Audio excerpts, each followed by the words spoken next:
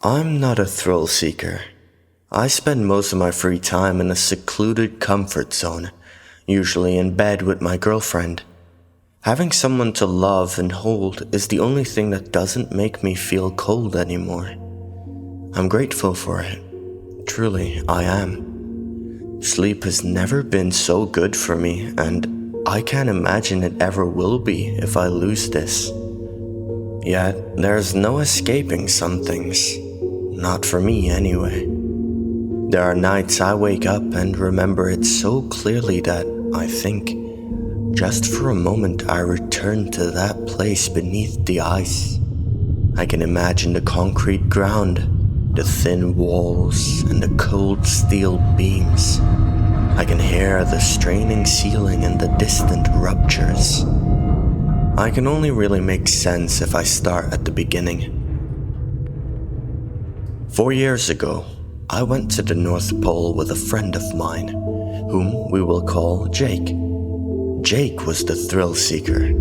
He had the personality, not so much the funds, to pursue the next big thrill. Whenever we had enough cash to fund his latest impulse, he would spend it. It was no surprise to me or anyone that knew him that his relationships were often short-lived. He was attracted to the same kind of people, but impulsive people rarely hold on to their values. He was cheated on many times, and before you feel sorry for him, he cheated on women many times. Eventually, it reached a point where his friends could be counted on one hand. Against my better judgment, I was one of those friends. He called me up one day to tell me about this big opportunity to see polar bears in northern Canada. I was interested. Spending all my life in England, I never went further in this world than Scotland, which turned out to be as equally miserable as the city I was living in. I had free days I wanted to take advantage of, and my life just felt like it was going nowhere. In short, I was feeling weak and impulsive. It didn't take too much convincing for me to bite the bullet. Jake screwed up most of his life, but at least he had some good photos to show for it. I needed something like that to look back on, even if it filled me with regret. "Screw it," I said as I FaceTimed him. "Let's go see some polar bears." Hell yeah! We leave tomorrow. What? I need to get tickets. All covered. A guy I met will fly us there. Only a small stop in Greenland. Then we will bounce to Canada. Or skip, whatever. Pack warm, but pack light. Oh shit. I think I have some clean clothes. When will you pick me up? About 2 in the morning. Jake said as if that didn't make my heart drop already. Plane leaves at 3:30, so yeah. Taking the cheap, easy route isn't always legal. The less said about the flight arrangements, the better. I just trusted the fact that nobody would check our passports when we arrived, and luckily, they didn't. I guess if you know people, there are a lot of things that are never checked or recorded. One thing I knew for sure, I would be going back the usual way. The plane we were in was like a small mail plane, just boxes of envelopes in hard cases. It was also cold. No proper insulation, no proper seats. We spent our flight shaking in blankets that Jake's friend gave us. Once off the plane, we were guided through the small airport until we made it into the town itself, free and ready to find transport to our first destination.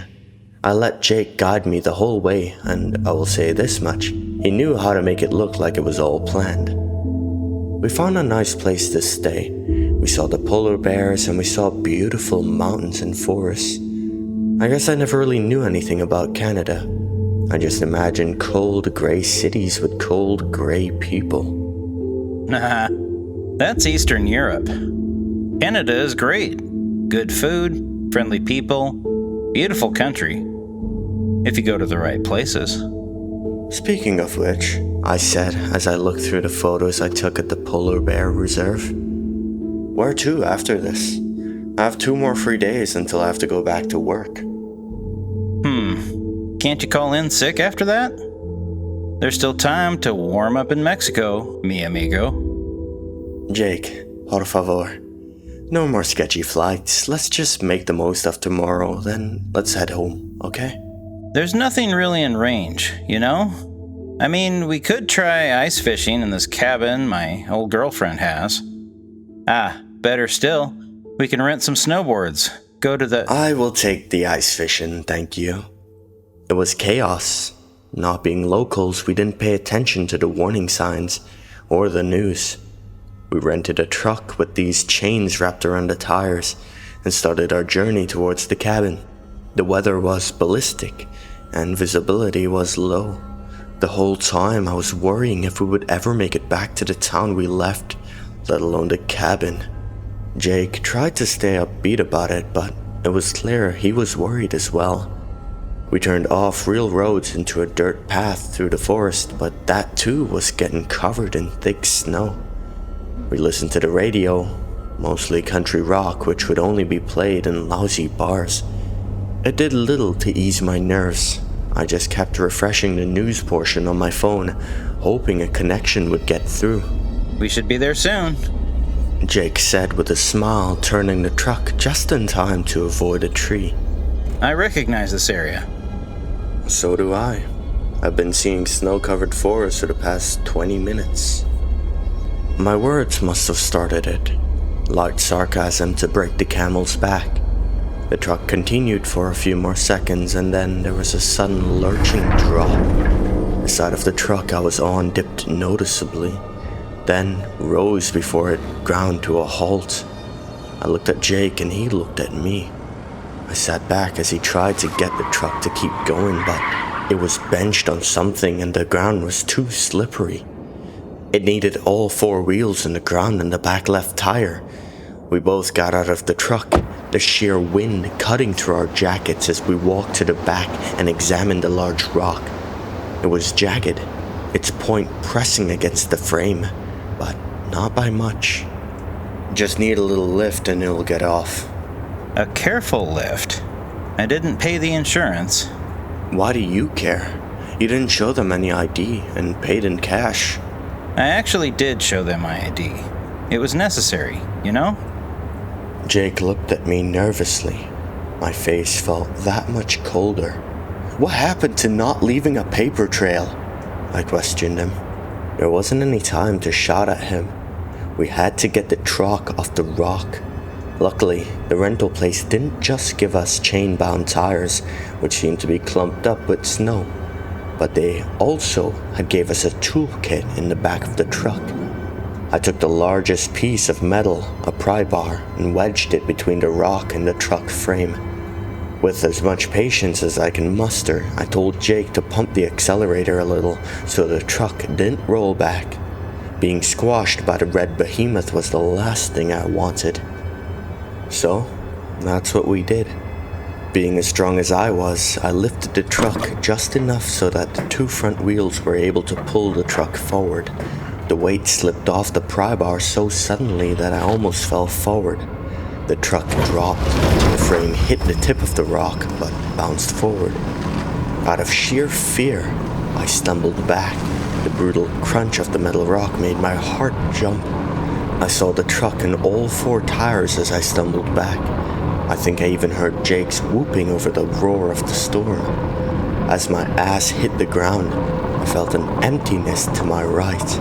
I tried to place my hand there, thinking there was ground to keep me steady, but all I did was shift my weight the wrong way. I fell into darkness. I heard the whistle of wind above me, but also the rush around my ears as I fell. I heard the chattering of metal.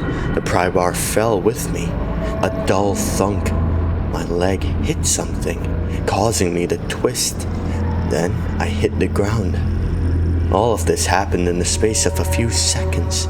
Each second I was in such shock I didn't react. And then I couldn't. I woke up to a shooting pain in my right leg that seemed to run up my side as well. My head didn't feel sore, but it wasn't easy getting up either. It felt like my insides was just one fragile piece of pasta, waiting for that pressure to make it all snap. Yet, I willed myself to sit up and look around as well as I reminded myself to breathe. With that first inhale, my teeth ached and my tongue was dry. When my eyes adjusted to the darkness, I saw I was in a tunnel. The walls and ceiling curved into each other, making this half-moon shape against the flat, concerted ground. Steel struts added to the support and separated the rooms that diverged away from the tunnel I was in. I saw lights far ahead, a glowing speck in the distance. I instinctively reached for my pocket to get my cell phone to use the flashlight, but that was nowhere to be found. I recalled leaving it in the truck to charge. I sat there for a moment, energy fast returning, but all of it focused on my growing panic. I had fallen. I could see the hole in the roof above, but I couldn't see the surface. Water droplets dripped onto me and around me. In a hoarse voice, I called up but received no response. I couldn't even hear the blizzard. What I did hear was creaking and cracking. The panic told me to stand up. My foot bumped the pry bar that fell with me. I picked it up and started walking towards the distant light. The whole tunnel seemed to make those unsettling noises, but otherwise it was silent. My footsteps were the only accompaniment. My eyes searched the darkness for something as I walked, my logic-bound mind seeking something that could help me, like a phone. When I couldn't see one, I started inventing reasons for the tunnel I was in. Old subway? It didn't look like one. Part of the infrastructure, like a sewer or electrical thing. No, that was crazy. It looked too good for either one of those. Old war bunker? I doubt the Canadians built something so large during the war. After who knows how many minutes, I heard something collapse and it shook the tunnel. Looking back, I can make out concrete falling and steel struts snapping and buckling. Right where I sat, the tunnel was struggling and losing, section by section. It was caving in towards me. It wasn't slow to start. I ran for my life. I didn't know how movies could get the sensation so wrong. You don't have time to scream and run. You could only do one effectively, and obviously it was the latter. I ran until I reached the light, the collapse only increasing in speed, catching up to me. I tried to turn the corner sharply, but I only ended up slipping. My head bounced off the ground and fear pushed me to my feet again as I ran down a lit tunnel. The collapse reached the corner, but that's where it stopped. When the ground was no longer shook, when the rumble faded, I looked back to see the wave of dust settle. The way back was gone. I was standing in a new section of the tunnel, which is more like a maze of hospital hallways. The fact that the lights were on made me hopeful, but not as much as the green exit sign hanging from the ceiling in one hallway. Sweating, I took off my huge puffy jacket and folded it under my arm. With the pry bar in my other hand, I started to walk fast towards the way out. I drank from a water cooler. The dust and cobwebs that covered it told me how long the place had been abandoned, yet the lights told me that it still had power. Did those who built the place forget about it? Or was there some long-lasting backup power system? I passed by several empty offices, labs, and even surgery rooms with weird observation rooms above them. I know now that it's common for students and even family members to observe a surgery, but I was thinking of something else in that moment. And when I say these rooms were empty, I mean it. A desk, a few shelves, some tables, and a hospital bed frame and no mattresses were all that filled the space. There is only one exception. The rooms I couldn't get into. these were these keycard protected doors with some heavy duty bars braced against them. Bolts kept the doors together, not screws. On every one was a gas mask symbol. Airtight chambers for different kinds of experiments, I guess. While I searched, I continued to hear the groan of pressure above. At least it sounded much more stable, so I didn't have to worry about a mountain falling on top of me. My only concern was how long it took me to reach the exit. I kept following the signs. I wasn't going in circles. The rooms to my sides were different. I tried not to let my imagination play tricks on me, like making sounds that weren't there, or that I saw people, maybe even a head, staring at me from around a distant corner. That seemed to happen a lot more than I cared to admit. What settled my thoughts was an obstacle. A door with chains, but not on my side. I could see through a narrow window the heavy chains that kept the handle in place and the massive lock that was used. I opened the door as much as I could. It was just enough to fit my pry bar. I looked around, the sound of metal echoed, but I didn't see anything. My hallway to my left, empty. The hallway to my right, empty. The hallway I came from had a single flickering light, and a few of those rooms I couldn't open, but it was empty too. I dug the pry bar and tried to find a good position to use it. I made the mistake of trying some sort of levering to snap the chain, but what worked was twisting it into a tight position first, then prying at a single link. It still took a while, and I worked up a sweat, but the link broke. Gravity pulled the chains down with a clatter. I pulled the door open and stepped into a stairwell. I was at the top. The exit sign was pointing down. No.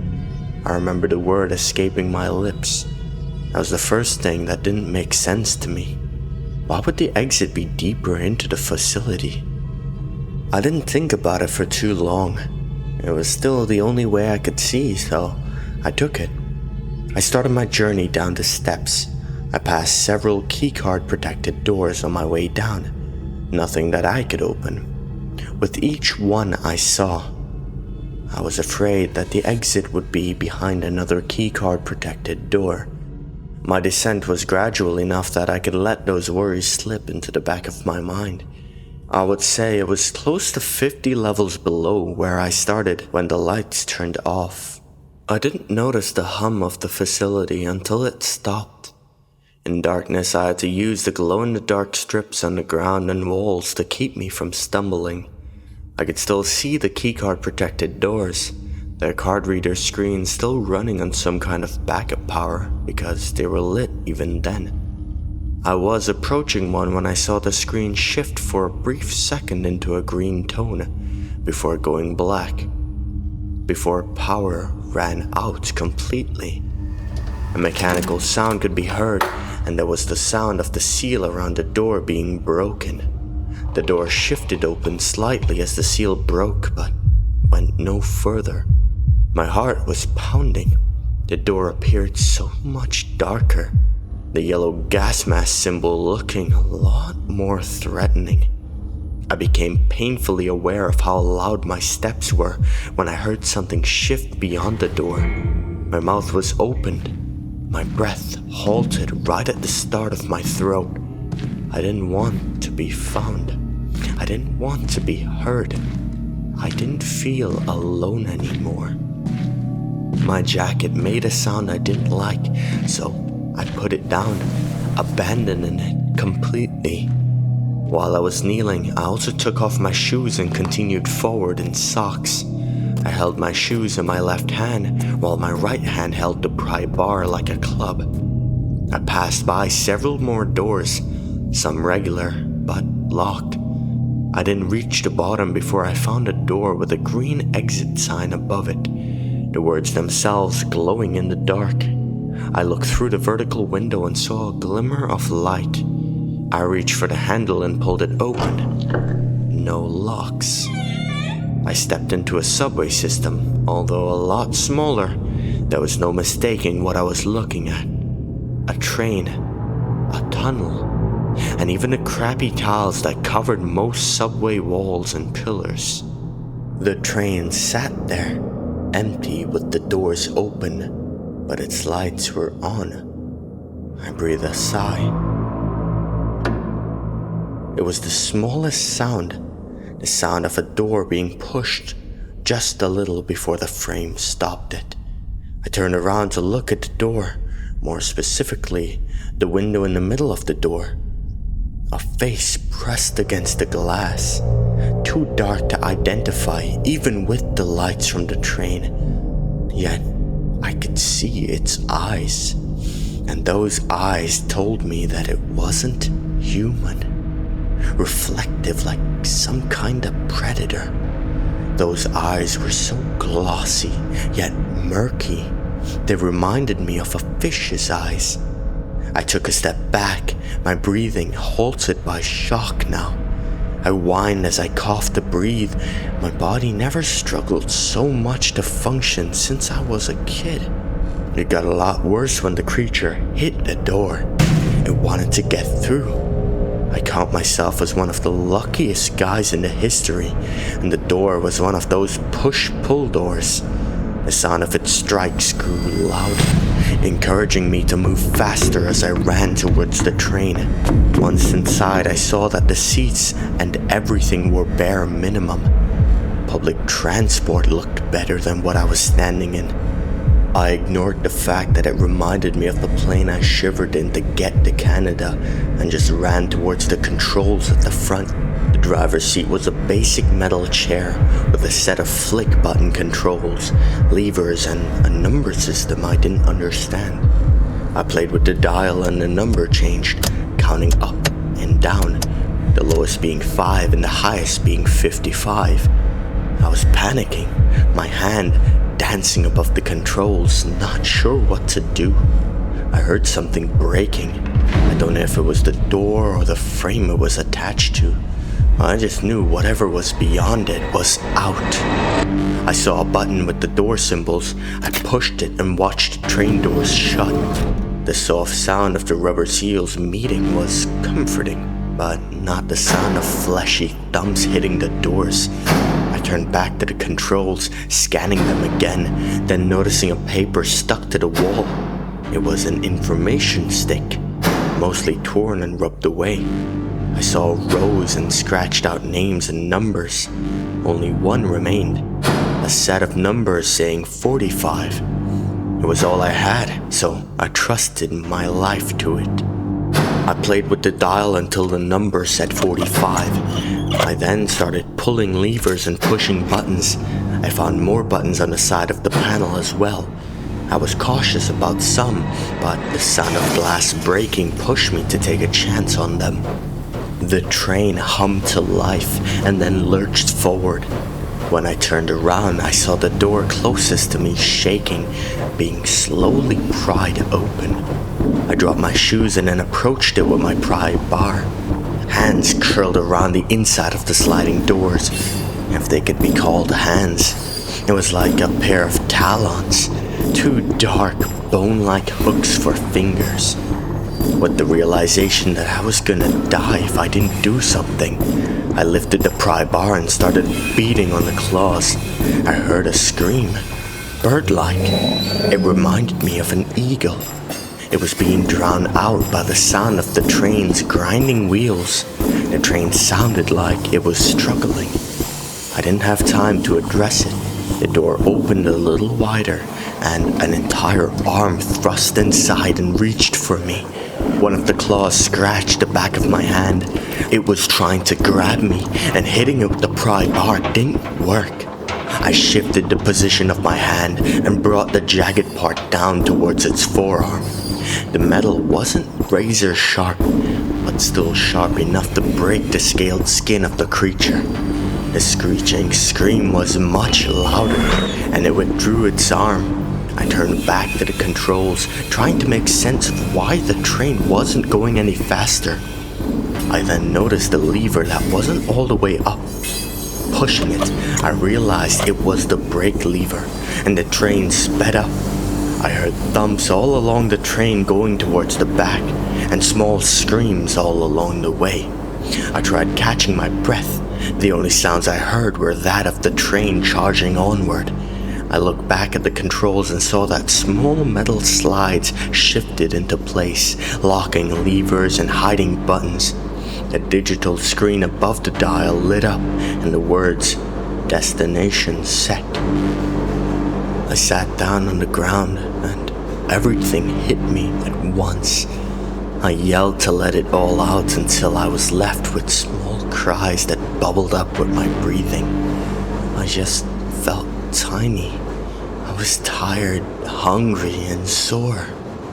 Those small cries were my only relief. It was a long train ride, a few days.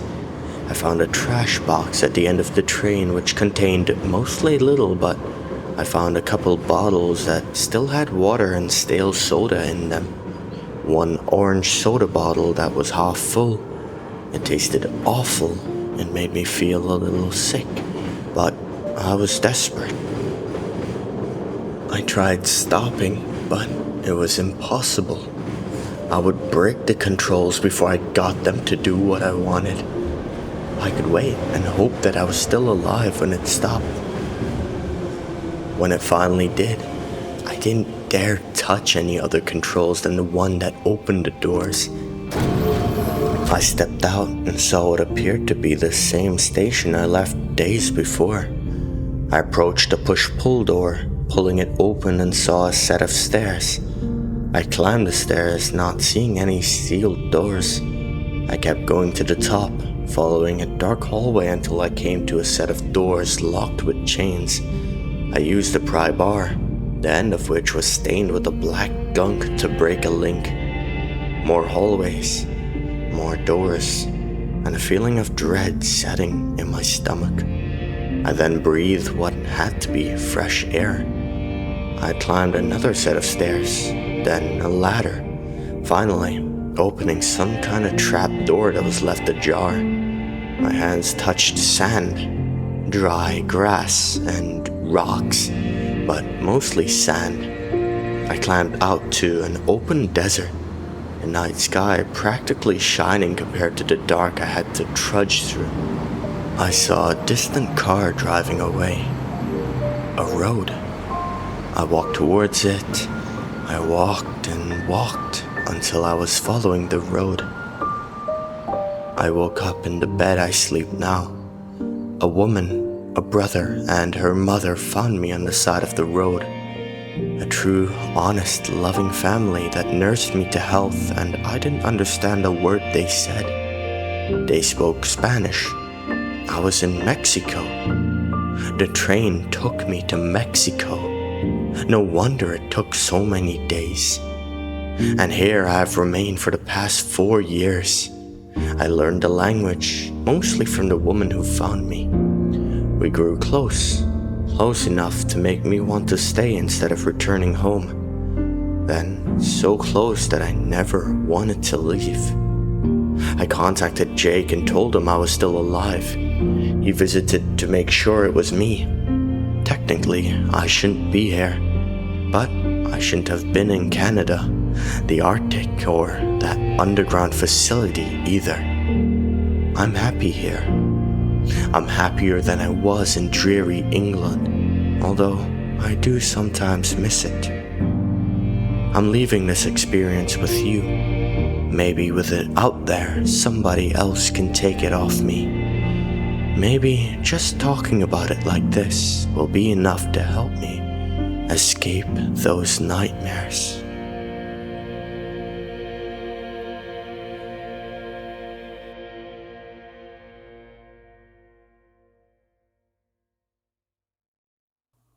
Hello everyone, I hope you guys enjoyed this story. First of all, I would like to talk about the writer. I'm gonna leave a link in the description down below to the writer's website, where you guys can go and check out his books. He has some really amazing books and he writes stories all the time.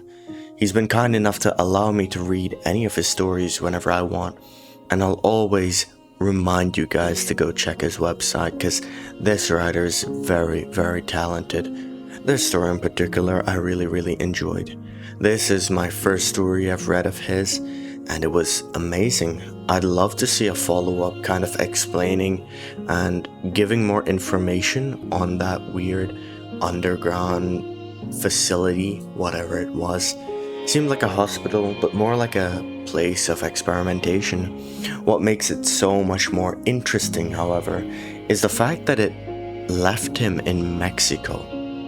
Like, the facility is so large that it stretched from Canada all the way to Mexico. Now that makes me wonder why. Why is it so huge? What does it house down there?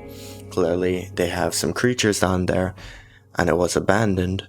So I have a lot of questions, like why was it abandoned? What did they do down there? I have so many questions that are just completely unanswered, and I really hope that the writer follows up on this story. I'm gonna actually talk to him a little bit and ask him if he's gonna follow up, because I'm really interested in this. And let me know what you guys think on this story down in the comments down below. I'd love to hear your guys' thoughts and theories as well.